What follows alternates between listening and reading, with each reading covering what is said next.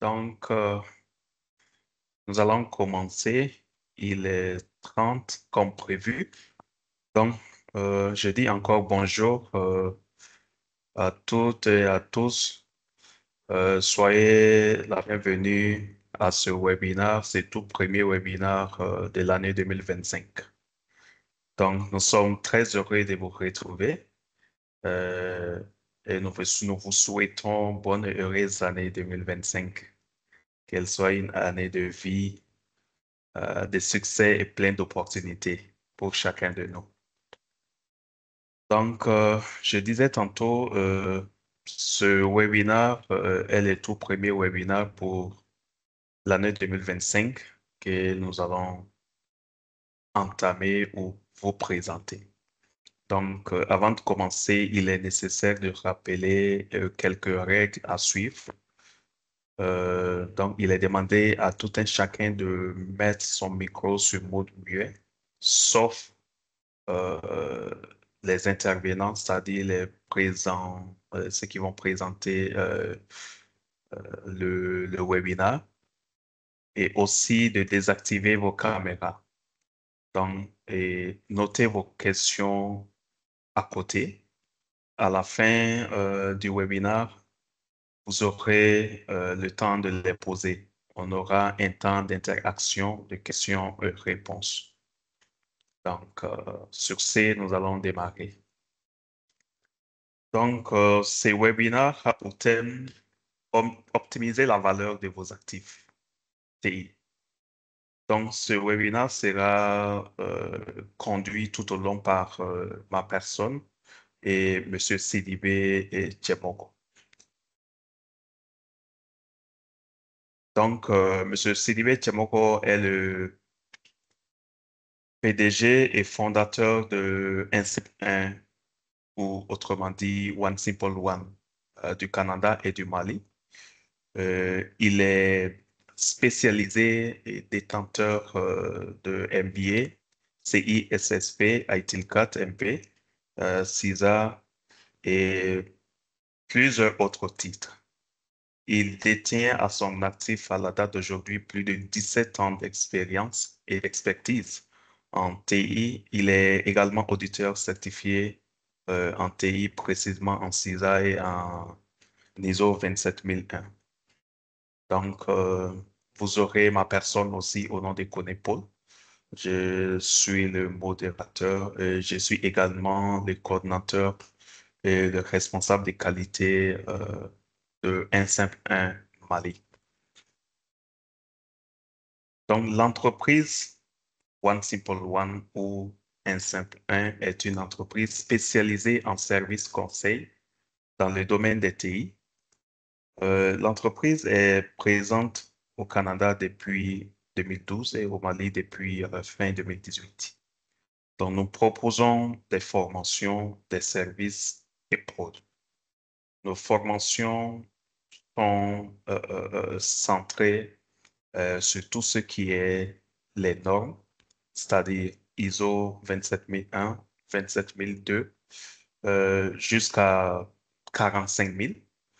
Donc, Ethical Hacker, le COVID, l'ITIL, le marketing digital et plusieurs autres formations. Donc, nous en donnons plus de 1000 formations.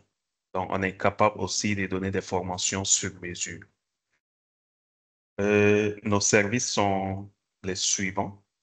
Nous faisons tout ce qui est audit informatique, service conseil en TI, placement TI, location de salles d'équipement.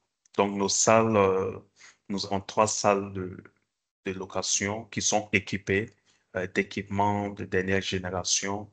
Nous avons la connexion de haut débit et nous n'avons pas de problème de délestage également.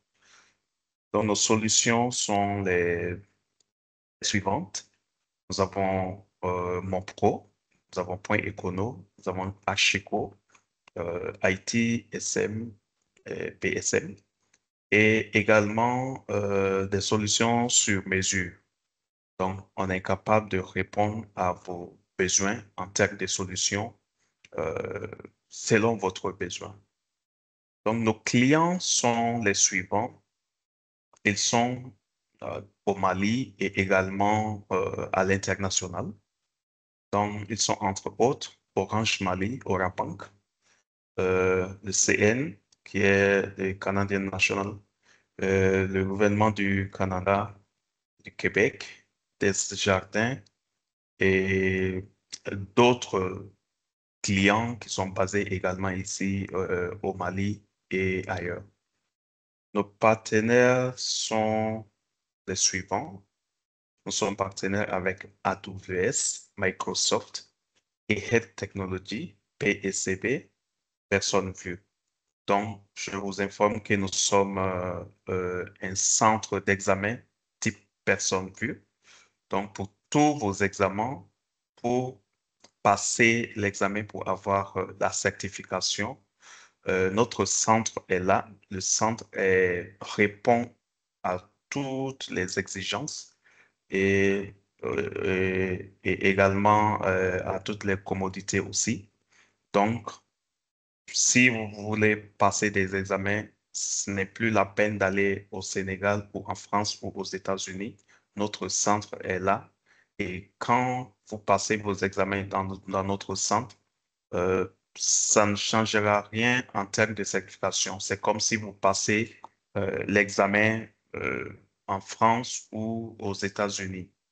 Donc, nous sommes là pour vous. Donc, pour plus d'informations sur l'entreprise One Simple One, vous pouvez vous connecter sur le www.1simple1.com. Donc, je vais vous présenter ou vous donner quelques détails ainsi que les liens euh, de quelques solutions et services de l'entreprise. Donc, pour l'ensemble de nos formations, vous les trouverez, sur ce lien qui est notre site de One Simple One Training ou Un Simple Un Training. Donc, si vous cliquez ou si vous vous connectez à ce lien ou à travers ce lien, donc vous aurez accès ou vous verrez toutes nos formations. Donc, les formations de Microsoft, les formations d'AWS qui sont d'ailleurs gratuites pour quelques étudiants ou pour les étudiants pour un temps limité. Vous aurez aussi des formations sur mesure propres à un simple 1 et des formations dans d'autres domaines. Donc, vous avez également le Job 1 simple 1 qui est notre site de recrutement pour tout ce qui est placement de ressources TI. Donc, vous avez également Mon Pro. Donc, Mon Pro est notre solution qui permet aux professionnels, les professionnels qui recherchent ou les gens qui recherchent des professionnels, de les trouver facilement. Par exemple, si quelqu'un est à la recherche d'un d'un- d'un- d'un menuisier ou d'un architecte ou d'un ingénieur, donc notre solution est là. Ça facilite la connexion ou la rencontre de celui qui est à la recherche et de celui qui propose son service aussi. Donc, après Mon Pro, nous avons la Proprio. La Proprio est notre solution qui permet également à tous ceux qui sont à la recherche d'habitat, de terrain ou d'appartements, de pouvoir les trouver très, très facilement. Pour toute personne qui a des maisons qu'il souhaite mettre en location ou des terrains à vendre, donc la personne peut s'inscrire sur notre application donc, et puis publier ses offres ou publier les photos de ces terrains ou de ces maisons. Donc, et nous avons notre solution qui est l'application de fidélisation. Donc, ça permet aux petites et moyennes entreprises, les stations de service, les supermarchés, les hypermarchés, de pouvoir mettre la différence entre eux et leurs concurrents en proposant à leurs clients des systèmes de fidélisation, c'est-à-dire en donnant ou en offrant à leurs clients des points. Si un client, par exemple, achète 20 litres d'essence, la personne aura, par exemple, 1000 points. Donc, ces points peuvent être convertis en, en essence ou ces points peuvent être convertis en argent. Donc, c'est un système de fidélisation qui permet de mettre la différence entre vous et vos concurrents.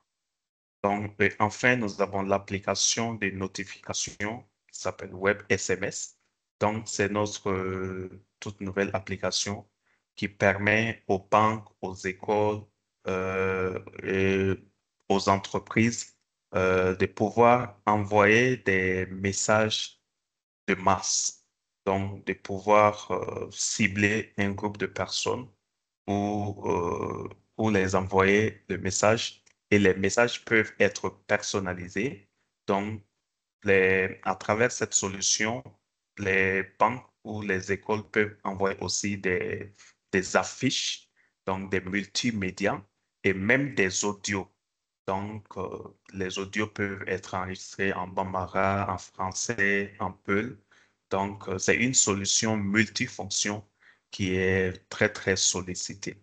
Donc, nous avons d'autres applications et solutions en cours de développement, donc, qui vous seront communiquées très, très, très bientôt. Donc, un simple 1 est là pour vous aider, pour vous assister et pour répondre à vos besoins. Donc, après cette étape, donc vous voyez ici, ce sont nos partenaires. Donc, nous sommes partenaires avec pas mal de structures.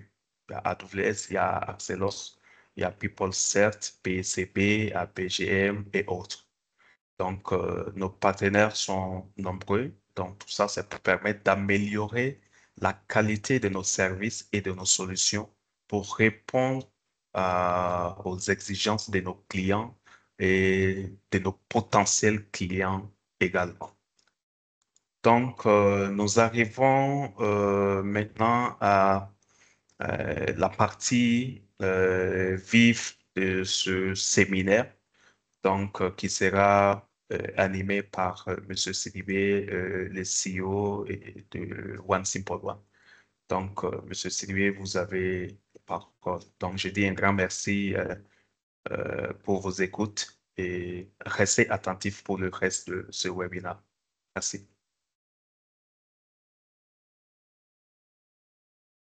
Bon. Bonjour tout le monde, j'espère que vous allez bien. Bon, Bonjour. tantôt, je pense Paul a dit pour certains qui veulent enlever les caméras, s'ils désirent. Toutefois, si vous voulez poser vos questions, je vous invite à les noter. Vous pouvez également activer vos caméras. Pour nous, je ne pense pas que ça fera une différence au niveau de la bande passante ni quoi que ce soit. Peut-être plus pour vous-même. Donc, voilà. Donc, sur ce, je vais commencer à faire la présentation sur le webinaire. Et dans ce cadre-là, je vous invite à poser vos questions et puis peut-être je vais vous poser des questions rapides également. Si vous avez si vous voulez réagir, vous pouvez soit l'écrire ou peut-être le dire de façon vive. Bonjour, Donc, bonjour. ici Mungolo Donc, Koulibaly, bonjour, Mali. monsieur. Bonjour, monsieur. Vous allez Désolé, bien? je crois que j'ai pris le webinaire en cours de route. Ah, bon, on commence à Ah ouais, la c'est deuxième même pas partie. commencé techniquement Bon, c'est d'abord. commencé, mais il y a d'autres parties qui sont... On va rentrer dans le vif du sujet, donc ça va, vous n'allez pas être perdu. Et puis, Ah, ok. dans tous les cas, le webinaire, tous nos webinaires sont enregistrés, donc c'est disponible après les rencontres, là, c'est disponible. Donc, voilà. Merci. Donc, vous pourriez regarder les parties que vous avez manquées. Donc, aujourd'hui, on va parler de la gestion, optimiser la valeur de vos actifs TI. Quand on parle de la gestion des actifs, on parle ici beaucoup d'un processus qui tourne autour de ITIL. C'est un des processus ou un des pratiques de ITIL. Donc, aujourd'hui, on va mettre le focus sur ça. Dans le passé, il est arrivé également qu'on a parlé des différents sujets qui touchaient la sécurité. Donc, nos thèmes vont toujours naviguer entre la sécurité, ou les différents aspects de la sécurité et les différents aspects de la gestion des services TI. Mais on va essayer toujours de le présenter du point de vue de comment ceci peut faire une différence dans votre quotidien et non juste vous parler de la gestion des actifs selon ITIL. C'est plus comment est-ce que ceci peut faire une différence de façon concrète dans votre vie, dans votre quotidien. Donc, plus orienté pratique. Donc, dans l'agenda, on va parler rapidement. Il y en a beaucoup de points, mais je vais aller un peu rapidement là-dessus. On va parler des objectifs de la présentation, les chiffres en termes de concept, définition, les valeurs ajoutées. On va parler de la gestion des actifs. On va parler du cycle de vie des actifs. Qu'est-ce qu'on appelle actifs, tout ça. On va parler des grandes phases. On va parler également du lien entre la gestion des actifs et les autres chaînes de valeur des services de ITIL 4. On va parler des structures de gouvernance qui conviennent de mettre en place lorsque vous voulez faire une bonne gestion de vos actifs. On va parler des facteurs critiques de succès. On va également parler de quelques cas concrets et des outils que vous pourriez utiliser pour la gestion des actifs. Donc, on va vous présenter un ou deux exemples d'outils qu'on peut utiliser pour faire la gestion de vos actifs. Puis, vous pourriez poser vos questions, tout ça. C'est bon? Donc, quand on parle de la gestion des actifs, il faut comprendre que dans l'organisation, on a plusieurs actifs, que ce soit les ordinateurs que vous avez, ça peut être des serveurs physiques que vous avez, ça peut être des serveurs également chez un fournisseur à l'externe ou dans les clouds, tout ça. Donc, tout ceci, ce sont des actifs que vous avez. Donc, aujourd'hui, notre objectif est de comprendre l'importance de la gestion des actifs, comprendre les types d'actifs, comprendre également la gouvernance et les défis dans la mise en place de la gestion des actifs et comprendre les outils nécessaires pour mettre en place la gestion des actifs. Donc, dans ce cadre-là, vous parlez des chiffres. Quand on demande un peu aux organisations, est-ce qu'ils pensent qu'ils gèrent bien les TI, pour ceux qui ont des serveurs dans le cloud, pour ceux qui utilisent des licences, on peut voir toujours que lorsqu'on laisse rouler nos serveurs ou qu'on utilise des applications, on paye toujours pour un temps qu'on n'utilise pas. Donc, on a demandé aux différentes organisations d'estimer les pourcentages de dépenses qu'ils font, qui sont considérées comme une perte. Quand on utilise les licences, ou des fois, certaines personnes quittent l'organisation, mais on oublie de mettre à jour le nombre de licences utilisées, tout ça. Donc, on varie toujours entre 20 et 30% des gens qui considèrent qu'on paye pour des actifs qu'on n'utilise pas toujours. Donc, ça fait une dépense en trop pour l'organisation. Donc, quand on demande aux gens c'est quoi le coût lié qu'ils ont payé, les coûts qu'ils ont payé pour la régularisation, tout ça, la gestion des actifs, on se retrouve à des montants qui peuvent être très élevés. Un exemple ici, j'ai déjà fait un mandat ici au Canada à travers une place, pour dire.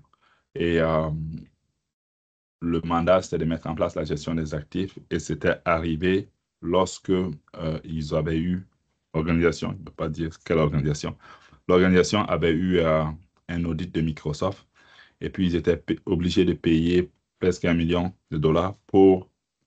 parce qu'ils avaient des licences qu'ils n'avaient pas payées, ils avaient installé des licences sans trop, tout ça. Donc, la gestion des actifs permet de venir encadrer tout cela, de s'assurer qu'on utilise juste ce qu'on a besoin et qu'on ne continue pas à payer pour des licences dont on n'a pas besoin. Donc, quand on va parler de la gestion des actifs, on va parler, entre autres, de c'est quoi un actif, toutes les informations qui sont là, on va pouvoir vous les présenter, vous les partager. Donc, on va parler de c'est tout ce que l'organisation paye qui a la valeur pour l'organisation. Donc, on fait une distinction entre un actif et un inventaire. Quand on parle d'inventaire, on va dire, ah, on a 10 PC, on a 20 licences, mais on ne gère pas les coûts. Quand on parle de la gestion des actifs, on gère les coûts, on gère qu'est-ce qui est relié au coût de l'actif, tout ça. Donc, on va regarder c'est quoi nos types d'actifs. On va regarder les actifs de type matériel, les actifs de type logiciel. Donc, matériel, vous pouvez avoir vos PC et autres. Logiciel, vous pouvez avoir tout ce qui est les licences qu'on peut payer, que ce soit Office 365, que ce soit Adobe, que ce soit Final Cut, des choses comme ça. Donc, ça, c'est tout ce qui est la gestion des licences, la gestion des licences. Donc, quand on continue, on parle ici de la valeur ajoutée de la gestion des actifs. On dit, on parle de la gestion des actifs, on dit, la valeur ajoutée, c'est de la garantie de disposer de l'information financière sur les actifs et la garantie que les règles de conformité sont applicables aux actifs sont contrôlées et respectées. Qu'est-ce qu'on veut dire par là? C'est que lorsqu'on fait la gestion des actifs, c'est qu'on voit souvent, les gens confondent beaucoup la gestion des actifs et la gestion des inventaires, mais ce n'est pas la même chose. Au niveau, la gestion des inventaires est comme première étape de la gestion des actifs. On fait une gestion des inventaires, après on évolue, on vient vers une gestion des actifs. Donc, on veut disposer de l'information financière sur les actifs. Ça veut dire quoi? Ça veut dire quels sont les actifs qu'on a achetés, équipement, matériel, logiciel, tout ça, licence. Où sont ces actifs-là? C'est à qui et c'est à quel niveau? Donc, si je demande à ceux d'entre vous qui travaillent dans les organisations, que ce soit petites, moyennes ou autres, est-ce que vous pouvez me donner la liste de tous vos actifs dont vous disposez et puis le statut de ces actifs-là? Est-ce que c'est fonctionnel? C'est en réparation? Est-ce que c'est assigné? Je ne suis pas certain que les gens, beaucoup ne pourront pas me donner l'information de façon tic au tac. Donc ici, la garantie de la conformité par rapport aux actifs, c'est que quand tu achètes des actifs, on va te dire, cet actif-là, surtout ces licences, on va dire, c'est une licence par poste, une licence par personne. Il faut pouvoir respecter cela. Donc, dans les objectifs de la gestion des actifs, on parle beaucoup de optimisation de nos actifs. On parle également de la conformité par rapport à nos actifs, tout ça. Il y a toute autre information comme enregistrer l'actif, suivre tout le cycle de l'actif de bout en bout également. Là, je vous explique le concept, mais je ne lis pas forcément tous les attestats mot pour mot. Mais vous pouvez avoir accès au matériel également. Les types d'actifs, vous avez en général deux types d'actifs. Les actifs de type tangible qu'on peut toucher, serveur, ordinateur, tout ça. Mais ici, on peut également mettre des serveurs virtuels ou tout ça également. Et les types non tangibles, ils peuvent être comme les licences, tout ça. Puis on peut parler également des licences qui sont sur le cloud. Donc, quand on parle de la gestion des actifs, on va dire c'est quoi en général le cycle de vie d'un actif. Donc, dans une organisation, on va demander très souvent, on veut avoir, exemple, vous voulez avoir un serveur pour mettre vos applications là-dessus. Donc, si le serveur est en inventaire, vous allez chercher, vous allez le monter, vous allez le configurer, vous allez le déployer sur le réseau, vous allez déployer vos applications, vous payer là-dessus. Si le serveur n'est pas disponible, vous allez faire une demande pour acheter. Donc, une requête pour acheter, vous allez obtenir le serveur. Il y a quand même des cotations autres qui vont être faites, mais vous allez obtenir le serveur, vous allez réceptionner, vous allez le mettre en stock, déployer, surveiller, mettre les sondes là-dessus, supporter, mise en disposition, puis vous pouvez le faire sortir. Donc, ici, on dit que la gestion des actifs traite beaucoup de l'aspect financier sur les actifs. Ça couvre également la partie inventaire, mais on le diffère la gestion des configurations qui se concentre surtout sur les aspects de relations logique entre les différents éléments de configuration. Souvent, certaines personnes vont vous dire, gestion des actifs, j'ai entendu ça dans ETL, c'est la même chose que gestion de configuration, mais ce n'est pas la même chose. Donc, quand on parle également de la gestion des actifs, vous allez beaucoup entendre parler des grandes phases. Donc, quand vous voulez gérer un actif, on dit on ne peut pas gérer quelque chose qu'on ne connaît pas, donc ou qu'on ne comprend pas. Dans les grandes phases de la gestion des actifs, vous allez définir votre plan. Vous allez faire une planification de la gestion de vos actifs, c'est-à-dire identifier quels sont les types d'actifs que vous voulez gérer. Donc, dans chaque organisation, vous pouvez avoir des PC, vous allez avoir des souris, une souris comme ça. Vous pouvez également avoir des équipements qui ne coûtent pas forcément très cher. Donc, vous allez définir qu'est-ce qui est pour vous un actif, qu'est-ce qui n'est pas un actif, un consommable aussi. Donc, dans certains cas, vous pouvez avoir certains éléments qui ne sont pas tellement chers que vous allez les gérer comme des consommables. Donc, quand on parle de consommables, on parle surtout des actifs qui ont peu de valeur et qu'on ne va pas les gérer de façon unitaire. Donc, vous pouvez également avoir, une fois que vous avez fait votre plan de gestion des actifs ici, vous allez identifier tous vos actifs, tout ce qui est la partie de appliquer les règles de nommage, l'étiquetage de vos actifs, savoir où sont vos actifs. Vous allez faire tout ceci, identifier l'ensemble de vos actifs. Après, vous avez toute la partie ici de contrôle des actifs. Donc, qu'est-ce qui rentre, qu'est-ce qui sort, qu'est-ce qui est assigné à quelqu'un, tout ça. Et qu'est-ce qui est moins fonctionnel et qu'on doit comme retirer tout ça du parc. Vous pouvez également avoir ici, périodiquement, vous pouvez demander à avoir tout ce qui est les rapports sur les actifs. Donc, un gestionnaire peut être intéressé à savoir quels sont l'ensemble des actifs de type bureautique qui sont à une zone donnée. Quels sont les actifs de type licence à une zone donnée. Est-ce qu'on est conforme ou on n'est pas conforme? Quand je dis on est conforme, c'est-à-dire on en a acheté 50, est-ce qu'on utilise 55? Si on a acheté 50 et qu'on utilise 55, ça veut dire qu'on est non conforme.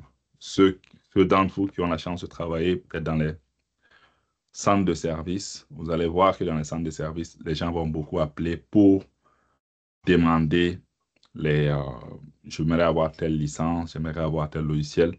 Souvent, le centre de service va les allouer, mais il ne regarde pas toujours le nombre de licences dont on dispose, tout ça. Après, vous avez ici toute la partie que peut avoir un vérificateur externe ou interne qui peut faire l'audit sur les actifs, tout ça, pour regarder est-ce que nos actifs, on les gère bien ou pas. Donc, tout ce cycle-là est supporté par ce qu'on appelle un plan de gestion des actifs ou un asset management plan qui se compose de ces éléments-là. Oui, Ismaël voulait poser une question. Allez-y.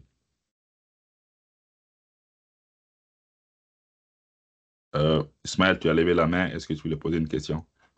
Si oui, tu peux désactiver ton micro et parler. Le vérificateur, là, il peut être dans l'entreprise. Oui, il peut être dans l'entreprise. Il peut être aussi à l'externe de l'entreprise. Mais il peut avoir des vérificateurs à l'interne. Oui. Okay. Mais en général, ce n'est pas les mêmes. C'est pas dans la même équipe. OK. Merci.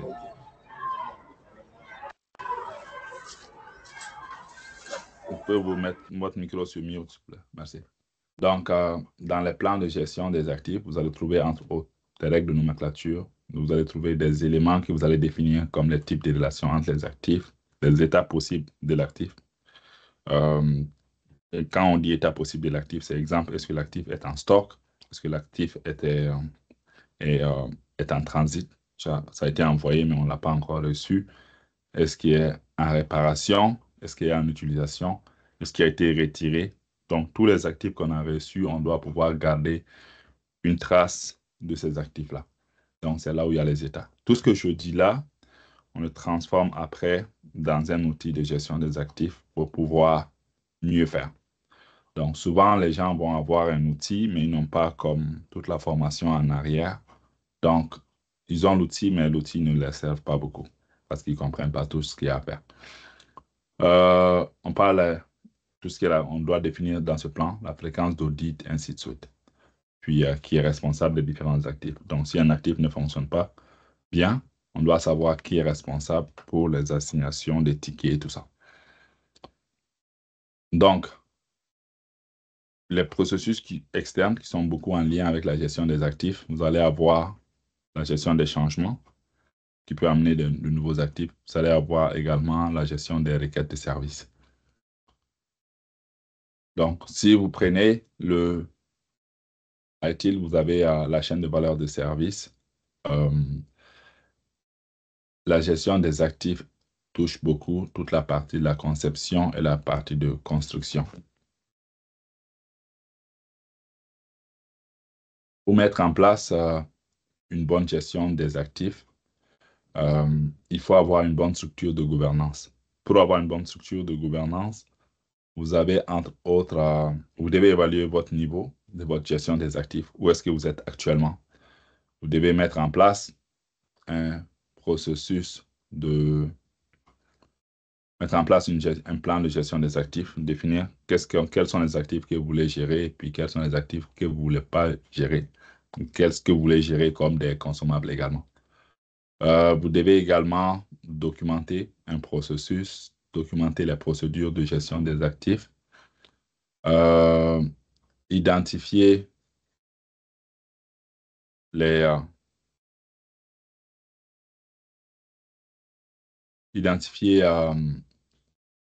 différents rôles qui seront dans la gestion des actifs, que ce soit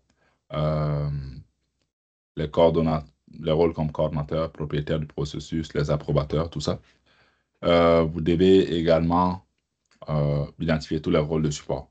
Donc, ici, on parle entre autres d'assigner les rôles à des intervenants, donc former les gens, dire un peu qui peut faire quoi comme rôle dans l'organisation et puis les former également là-dessus. Et vous avez entre autres également tout ce qu'on fait comme gestion des actifs, on le définit en amont, on doit l'implémenter dans un outil.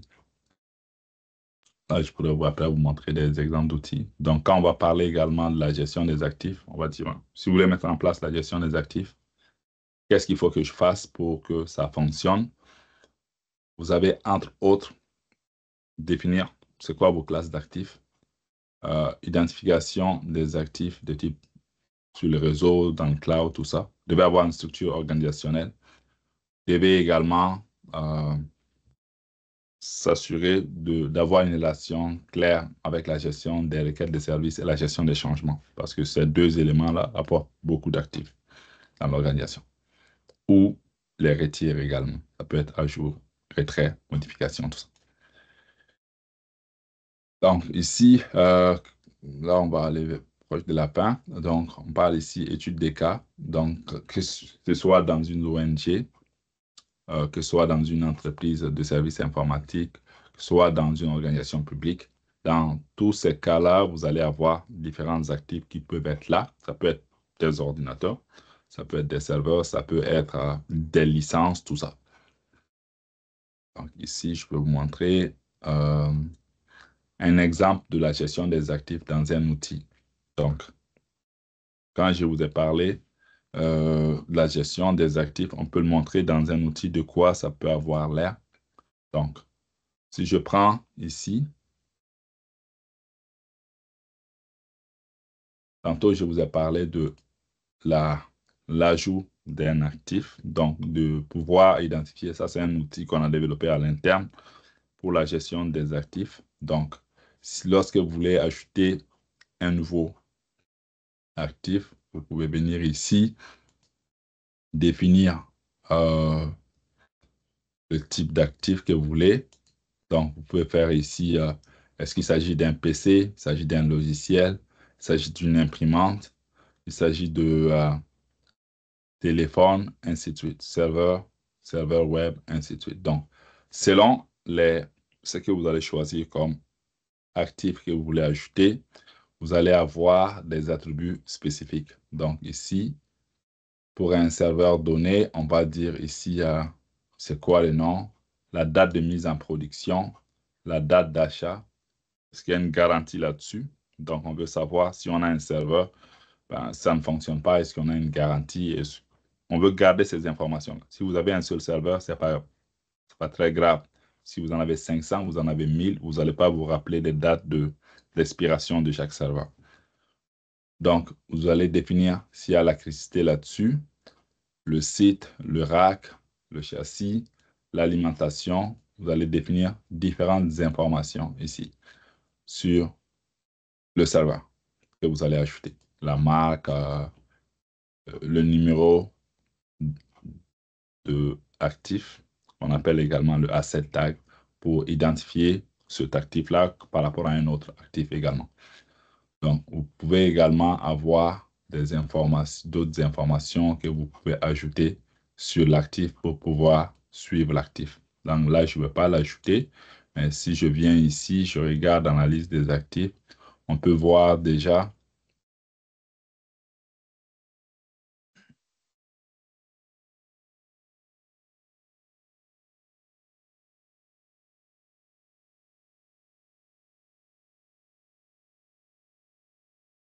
donc, ici, on peut voir différents actifs qui sont dans l'organisation, comme quoi c'est que nous avons, exemple. Donc, ça te dit ici, on a un Dell, on a une imprimante, on a ceci. Ça permet à l'organisation de définir où sont chacun des actifs, tout ça. Et puis, avec les informations là-dessus. Donc, ça, c'est avec un système donné. Puis, si vous voulez prendre d'autres systèmes beaucoup plus sophistiqués, vous pouvez également aller ici. Ça, c'est le cas aussi avec un autre système. Vous pouvez prendre ici c'est ici un ordinateur. Vous êtes capable d'aller prendre toutes les informations financières sur l'actif. Tantôt, je vous ai parlé que le but de la gestion des actifs, c'est vraiment de pouvoir identifier tous les actifs qu'on a et puis de gérer, faire la gestion financière de l'actif. Donc, dans ça, vous pouvez ici venir. Ça, c'est pour un ordinateur précis. On peut avoir des informations financières, à combien ça a été acheté, c'est combien la période d'amortissement pour dire après, à la fin de la période d'amortissement, combien ça va valoir tout ça. Donc, on a ici également toute la partie de la gestion contractuelle, les contrats qui sont attachés à l'actif. Si l'actif peut être donné à des gens, on est également capable d'identifier toutes ces informations-là. Donc, j'espère que ceci vous a permis d'éclaircir un peu la gestion des actifs pour vous, à quoi ça consiste. Et si vous avez des questions, vous pouvez les poser.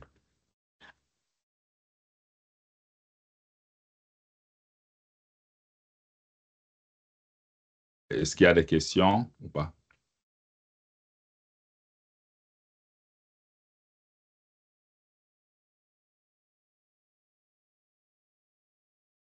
Je vous demanderai si vous ne posez pas les questions, peut-être de fermer un peu l'écran pour le bien de tous.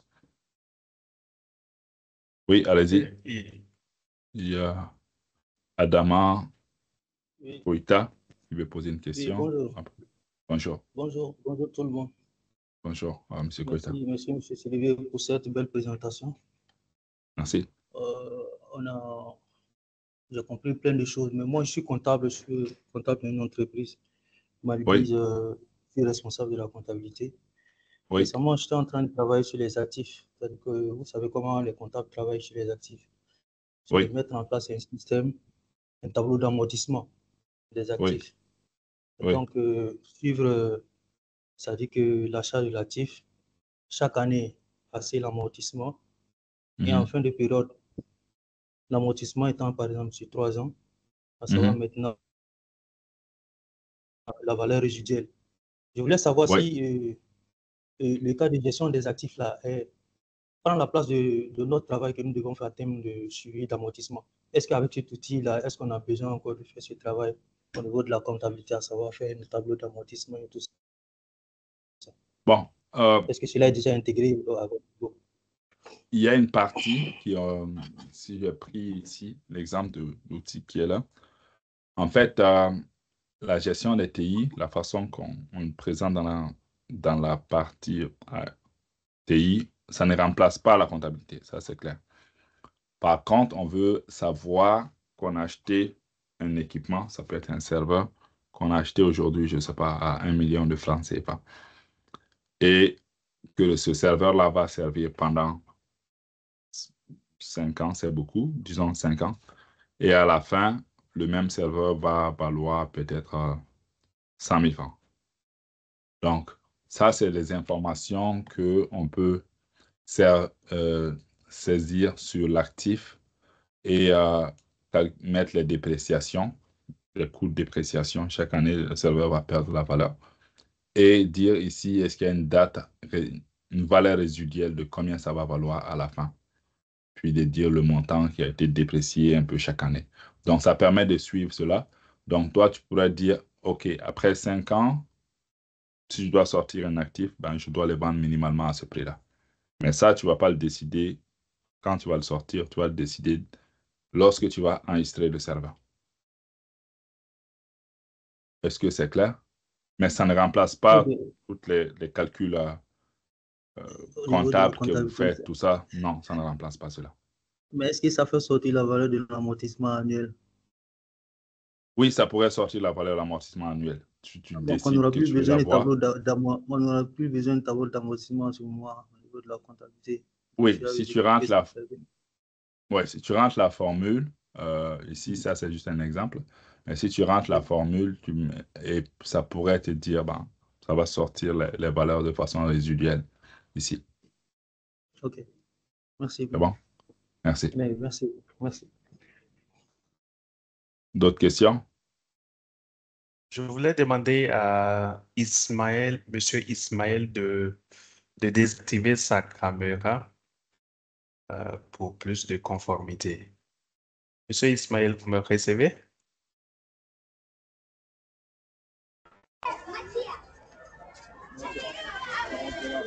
Si vous me... Voilà, c'est bon. Là, on peut continuer. Donc, Monsieur Ismaël, tu peux poser ta question.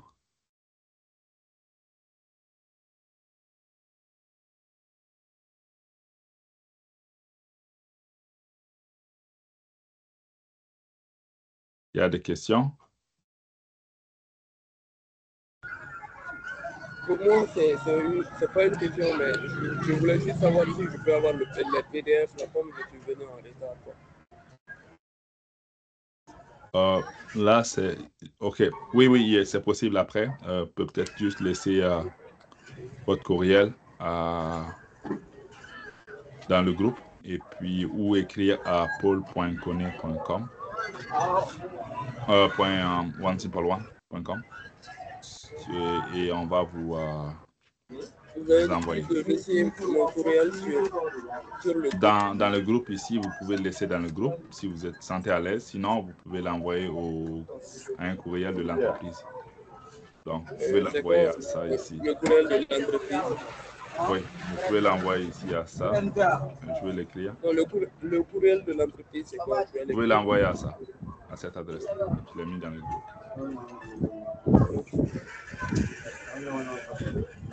C'est bon? Et Ismaël, pour vous faciliter aussi, donc tous les documents sont disponibles sur le site produit-service1simple1.com. Donc, tous les documents dont vous voulez télécharger, vous pouvez les retrouver là-bas directement. Oui, je viens de partager le lien.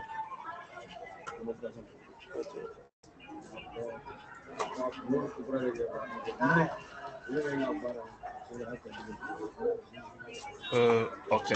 Donc, Ismaël, ça répond à votre préoccupation?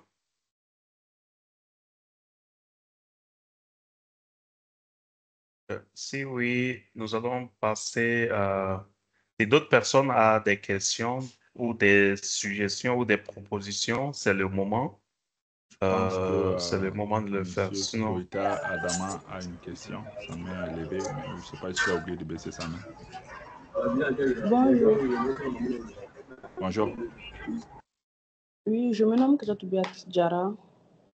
J'ai reçu votre Bonjour. invitation hier soir sur mon mail, mais j'avais un petit problème de connexion. Donc, je suis venu trouver que vous avez déjà commencé la vidéoconférence. Oui.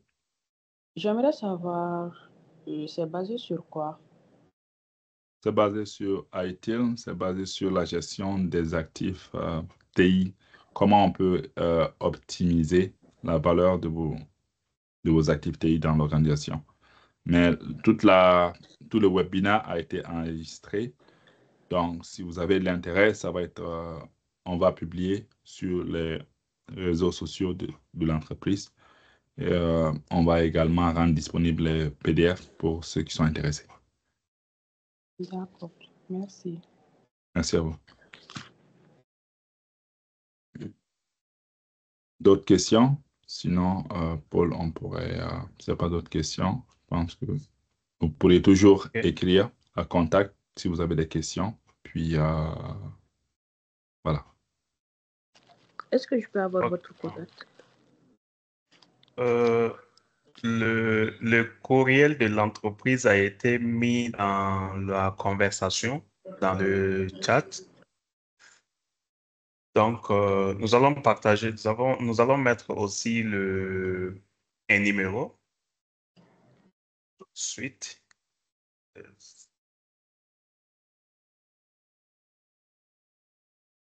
D'accord. Donc, vous pouvez soit nous écrire à travers le courriel contact ou nous contacter à travers ce numéro également pour tout besoin. Le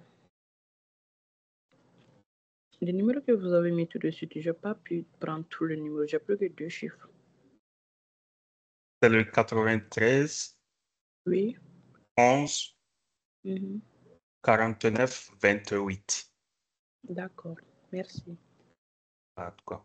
Merci. Donc, est-ce que d'autres personnes ont des questions? Sinon, nous arrivons à la fin de ce webinaire. Donc, nous vous remercions pour votre attention. Merci pour votre participation. Et merci à M. Silivé pour la présentation également. Donc, on se dit à la prochaine séance du webinaire qui aura lieu normalement le mois prochain, le mois de février. Donc, nous allons publier le webinaire sur nos différentes pages sur les réseaux sociaux et ce webinaire sera disponible aussi sur notre site. Donc, pour toute personne qui aura de l'intérêt pour ce webinaire, donc la personne peut nous contacter ou nous écrire à travers contact ou contacter directement le numéro qu'on a mis sur le groupe. Donc, et nous serons ravis de vous répondre et de vous accompagner dans votre demande. Donc, merci à toutes et à tous et on se dit à la prochaine et bon après-midi. Merci beaucoup. Bonne journée. Merci. Merci.